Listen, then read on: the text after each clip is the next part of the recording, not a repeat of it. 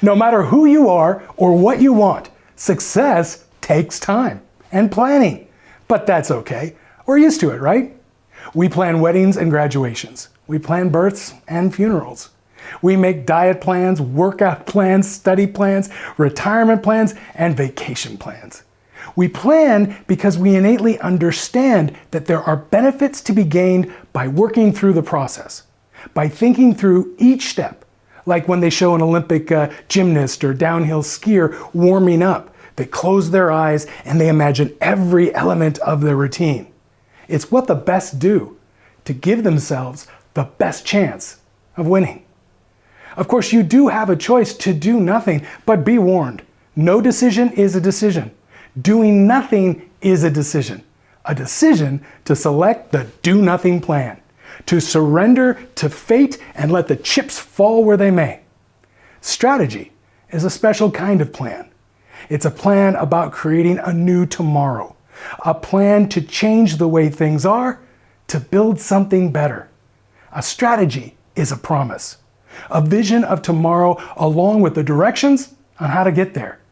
Plan or strategy. To give you the best chance of success, here are 3 must-dos for successful plans. Number 1, give your plan a name. This way, when everybody's talking about it, they have a common reference point. Number 2, share your plan with others and ask for help. Whatever it is you want, wherever you want to go in this world, you can be sure of one thing: you can't get there alone. And number 3, communicate progress often, or as what leadership guru John P. Cotter says, over-communicate by a factor of 10. From the edge of tomorrow, a growing legion of people are rewriting the future before it's too late. Join us and be a part of it all. This is Willing to Win. If you're willing to think different, willing to work different, willing to change at the speed of now, then you're willing to win. Welcome to Willing to Win. I'm Jeff Kaplan. And I'm Tara Thomas-Gettman. Thank you for staying with us. We are giving you simple ways to take complex issues and improve your life. Jeff is the translator, if you will, to help us break down strategy for this season. And strategies actually can be looked at from so many angles, but specifically today we're talking about how you level up. So sort of how strategies have, levels of execution.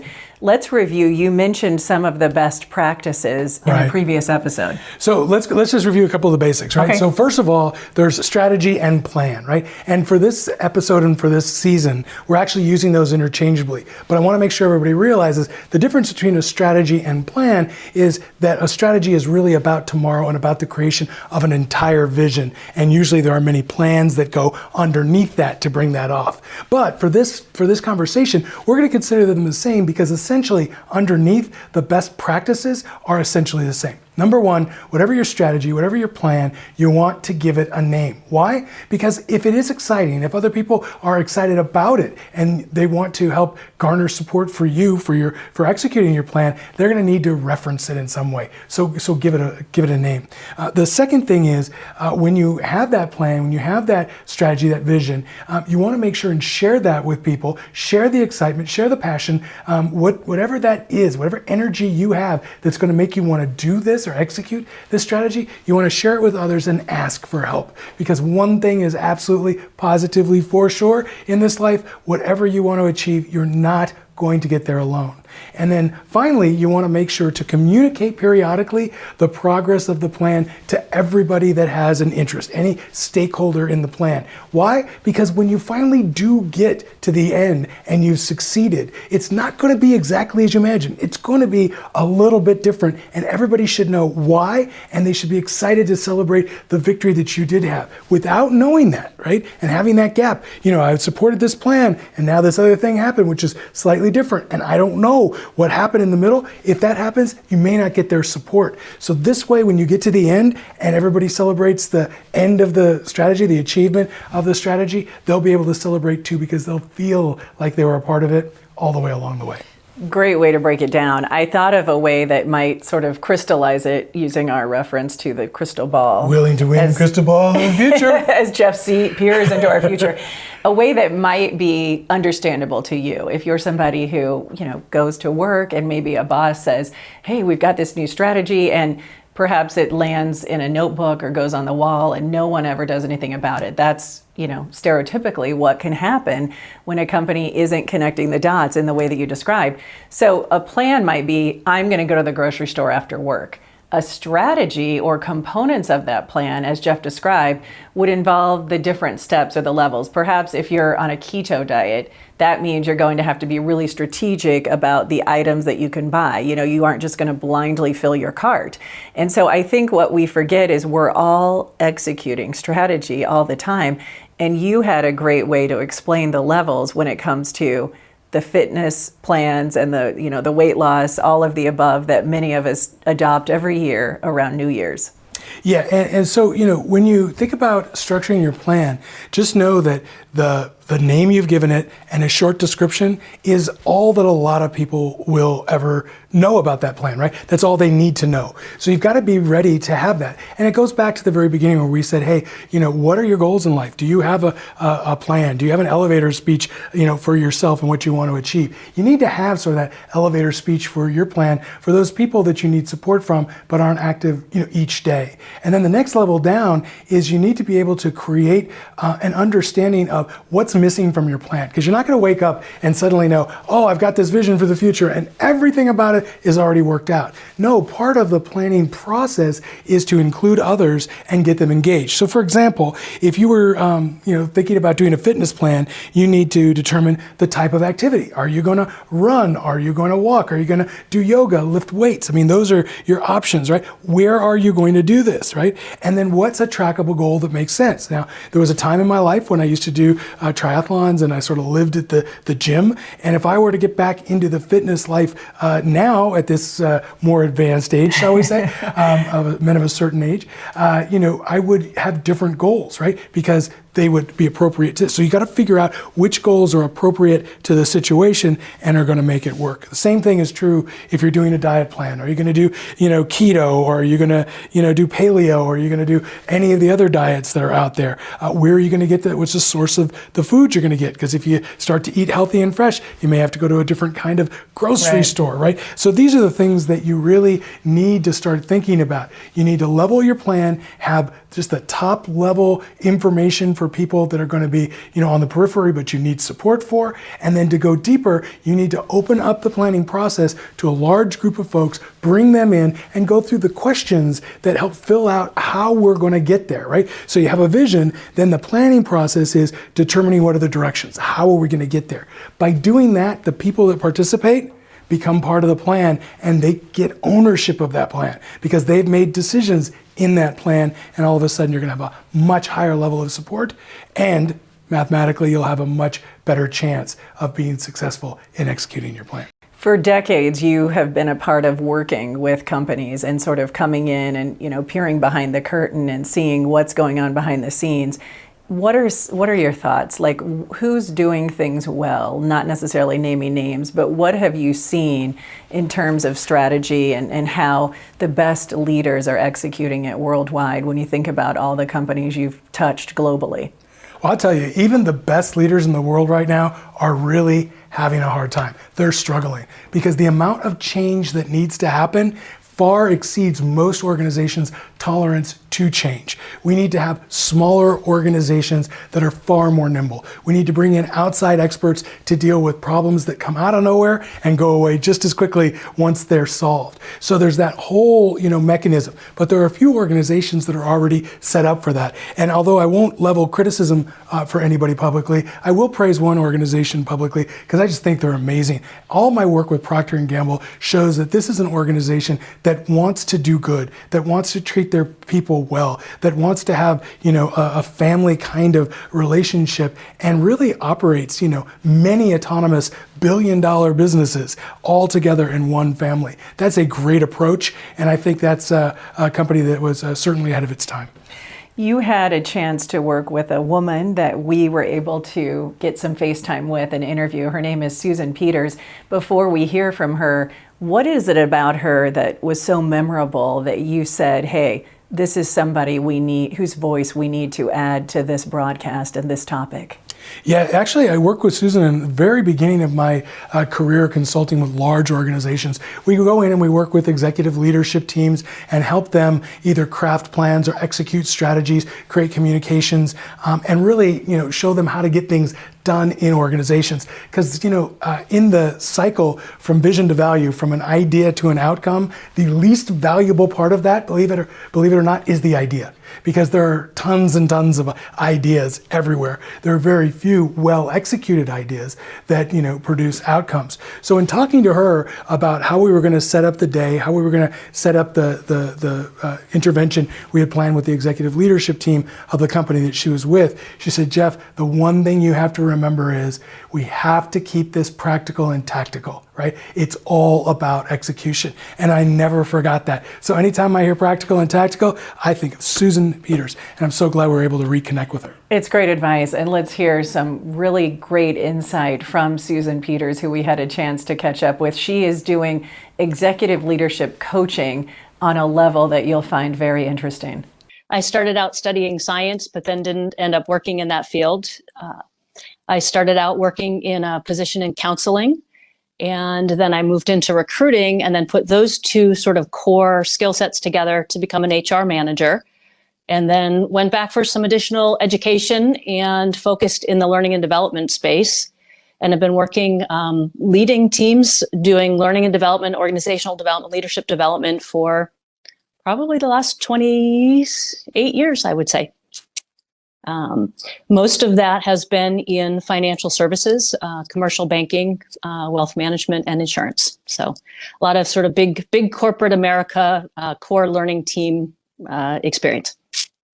And you have quite an array of experiences, just mentioning some of what your career has involved. What is it about your drive when you talk about initially starting out in counseling? How did you sort of marry wanting to help people with leadership at the corporate level? Yeah, I think that the underlying value there, I think you hit on, is wanting to help people, helping people to figure out where they want to go and what sort of skills and behaviors they need to get there. And, once I got into sort of recruiting in HR, it seemed like a really good fit to sort of apply the scientific background I learned from my education with some of the interpersonal counseling, listening types of skills, and then really apply that to help people be at their best. And the corporate environment just seemed like an interesting place to do that. When you think of women, especially in leadership roles, how do you define it for yourself? And if you were imparting that guidance to others trying to pursue positions of influence? And I like the way you put that, positions of influence. I look at leadership not as a role that's given, but a role that's earned. And, I look at, you can have the position of a manager that's given to you, by your organization, and it's a box on an org chart, whatever, and it comes with a certain amount of sort of authority based on your role. But leadership is more about inspiring others to want to follow you and helping to achieve results through others by really getting them to stretch and do things that they didn't even maybe think they were capable of, and do more than they anticipated they could to achieve their goals, which hopefully are aligned with the goals you're trying to achieve for your organization. That's great insight. And when we think about, as you described, getting others to sort of believe in you, how did you translate that into bolstering one's career? What is your, career development tip and trick or best practice that you could share? I think career management has changed a lot over the last, I want to say even 5 years, and will continue to change. I think people used to think about the career ladder and you go from one rung to the next rung to the next rung, and organizations used to have fairly clear paths. I think that doesn't necessarily exist today. Organizations are different, and the world in which we live in is very different. things change rapidly. And so for me to have my 5-year strategic plan of where I want to be isn't realistic, because the organization or the world may be very different in 5 years, and the skill sets you need to be successful may be very different in 5 years. I really think about it now as collecting a portfolio of skills and capabilities. And if you think about it that way, collecting different experiences that help you build different skills. For example, building a team from scratch versus, leading a team that's struggling and helping them, get more productive or become more high functioning. Launching a new product, implementing a program across a different territory. There's different experiences that you can collect that will help you build different skills, broaden your network, and all of those different experiences, as you think about collecting those, in the same way a diverse portfolio of investments is going to help you manage risk in the future. By having a diverse skill set, then you never know when that next opportunity is going to come up, but you will have skills and capabilities that you can plug in and apply to a lot of different things depending upon where the future takes you. So true that we need to sometimes draw on those skills and unexpectedly when change happens. And when we think about the past couple of years and how much change did ultimately come upon so many organizations. Yeah. I know you mentioned a lot of remote working in your case. Mm-hmm. How do we anticipate that change, mitigate that risk so that we can still continue to be productive knowing that it's inevitable? I think there's a lot of things. You have to acknowledge, first of all, the reality of change, and that organizations are going to continue to change faster and more than ever before in adapting to an ever-changing world outside of the organization. I think preparing yourself by accepting that reality and becoming very agile or adaptable is a critical skill set. One of the other critical skill sets that I think is really important is learning agility.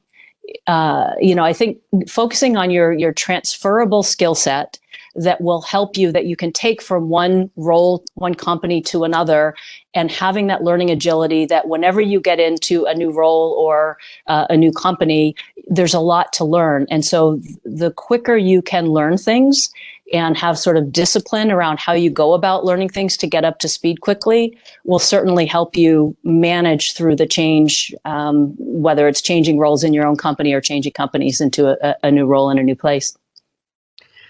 That's great. I like how you put it, learning agility, very appropriate in these times when we think of hybrid and remote being here to stay, potentially in many organizations. Mm-hmm. How can we still keep that connectedness and foster that, collaboration when we're not always going to be in person? It's interesting. I think a lot of people struggled with that when everybody went remote and was working from their second bedroom or their kitchen or wherever it was they were working from, and how to stay connected. One of the things that we did on my team, and my team has been dispersed even prior to us working all remotely. We were in various different states. We do regular team huddles. We do them, on Zoom or on Teams or whatever. Sometimes we're on video, sometimes we're not. But it's a regular checkpoint that we have every week. It's a half an hour. It's not business. It's like water cooler. It's a great opportunity. We've met each other's spouses, seen each other's, home projects, met the kids, the pets, whatever it happens to be. And it's allowed us to connect on a much more human and personal scale that I think then does bleed over into business meetings. When you have that more personal relationship, you have each other's back, you understand each other as an individual, what your strengths are, what your opportunities are, what your home work environment has been, and what each individual might be struggling with and when they may need help. I think as a leader in that standpoint, I always come back to the term psychological safety, and creating safety within your team, modeling the way that being vulnerable is okay. Is we all have down days, or, when we don't feel well, or we're struggling, or we're distracted, or whatever. And I think making it okay to talk about that and to raise your hand and say, I need help, or I don't know, or those types of things. I think whatever leaders can do to model the way to be vulnerable, to create that environment where people feel it is safe to be authentic and to talk through struggles. Because as a leader, I would always say, I'd rather know than not know. And if there is something that's going sideways, I want to find out about it early, not later after people have tried to cover it up. And so it's always best to try and create that environment where people can come and be honest and authentic and vulnerable when it's called for. That's great advice. And I love what you said, psychological safety. I haven't heard that before, but that makes a lot of sense, and definitely sometimes harder to foster when you're not all in person. But it sounds like you found ways around that from, the huddle as you describe. What is your advice for a professional, regardless of where he or she is along the career journey? How do you make those connections, find that, next rung on the ladder, so to speak, or wherever you think a new challenge that you'll enjoy lies? How can we move forward and try to land that next opportunity? Yeah, I mean, I think it requires a lot of proactivity on the individual's part. I think, historically, some people would start at a company and expect I'll just do a good job and somebody's going to recognize how fabulous I am and tap me on the shoulder for that big promotion. I think all employees need to take more ownership and responsibility for their own career growth and their own career opportunities, with support of their organization, of their manager, of their mentor, whoever else may be around them. But to be really proactive, I think, is key. And that's number one, is kind of look inside and say, what are my strengths? What am I really good at? What parts of the job do I find, I get in that flow state, or I'm most passionate about, or I most, enjoy? What are some of the skills that maybe I have gotten feedback that I'm not the greatest at, and what can I do proactively to try and shore those things up? You may never, be fantastic at it, but you got to at least get to a baseline that it's not going to get in your way. I think proactively building a network, proactively asking to be put on projects that are, high visibility, high responsibility, so that you get exposed to different people, that you grow your skill set.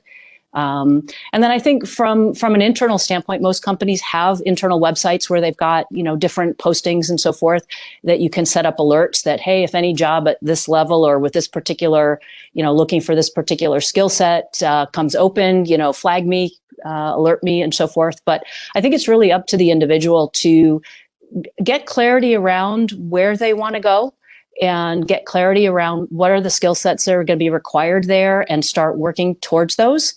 And then build your network and the best you can to get to know people who work in similar roles or have influence over those roles, so they have a chance to get to know you.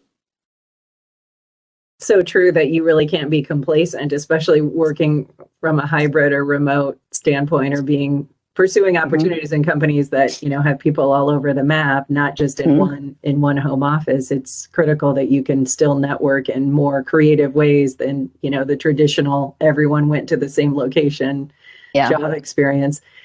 Is there anything else that you'd like to add? You've given me some great insight and some very helpful tips that we'll enjoy including in the show.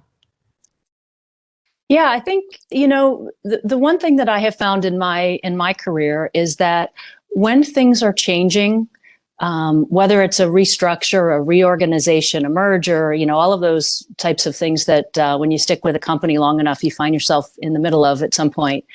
What I have always found is that when things are changing, things are in flux. And when things are in flux, you can try and impact that to your benefit. And, when everything's sort of up in the air, you can use that as an opportunity that when the dust settles, that you're doing more of the things that you enjoy, and the things you didn't enjoy so much end up being somebody else's responsibility. So, anytime that there is flux in the system, see if there are ways that you might be able to influence. Well, I see that, so-and-so who is doing this is not going to be doing that. I would love to take that on. Can I have that opportunity? or, those types of things is, as roles are consolidating, here's some things that probably would be best to be consolidated somewhere else. So really just sort of scanning the horizon and figuring out sort of what's going on both inside and outside your organization, and figuring out how to leverage those changes and try and position yourself to be in the right place with the right skill set at the right time. Willing to win. Well, we can't thank Susan enough for giving her time to us. She's a busy woman, and she had a lot of great things to say. And it was cool that you remembered all these years later the things that she imparted. I mean, when someone has really, like you said, practical advice that sticks, it can change your life, and it can be applied, for years to come in the way that you execute your work. I keep really detailed notes of all the people I've interacted with. I've trained, some 50,000, executives over the years. And the notes, with Susan naturally says, practical and tactical. But it also, there's a box that I have. Would you hire this person with your own money? That's a big key. So that really tells you that you'd admire somebody, because I think the work she does, seeing it from the vendor side, not even from the people that are receiving it, seeing how hard she works, seeing what her approach was. I mean, she is definitely tops in my book. Thank you so much for being a part of this, Susan. As we close out this latest episode of Willing to Win, what is a takeaway? What's a call to action that won't take a lot of our time that we can do to help move our strategies forward?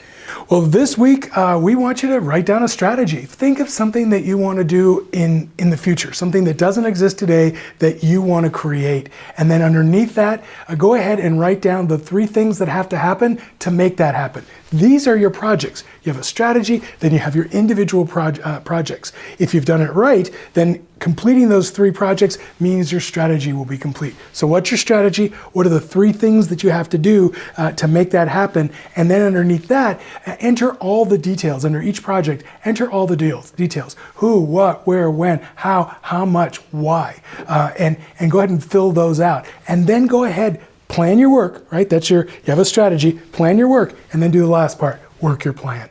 And then let us know about it. Share your insights and how that worked out for you on any of our social media platforms. Yes, we're all over the place. TikTok, Instagram, LinkedIn. Look for @Dr. Jeff Kaplan. That's the tag to find us.